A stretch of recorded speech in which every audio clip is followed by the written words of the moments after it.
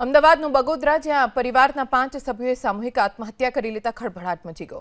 જિલ્લાના બગોદરામાં bus stand પાછળ રહેતા વિપુલ વાઘેલા અને તેમના પત્ની સોનલબેન વાઘેલા પોતાના 3 સંતાનો સાથે ઝેરી દવા ગટગટાવી આપઘાત કરી લીધો।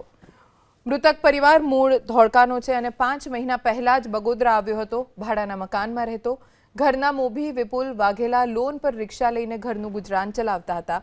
જો કે મોડી રાત્રે વિપુલ વાઘેલા અને સોનલબેન વાઘેલાએ ભોજનમાં ઝેરી દવા ભેળવી અને 3 સંતાન કરીના વાઘેલા, મયુર વાઘેલા અને પ્રિન્સી વાઘેલા સાથે આત્મહત્યા કરી લીધી।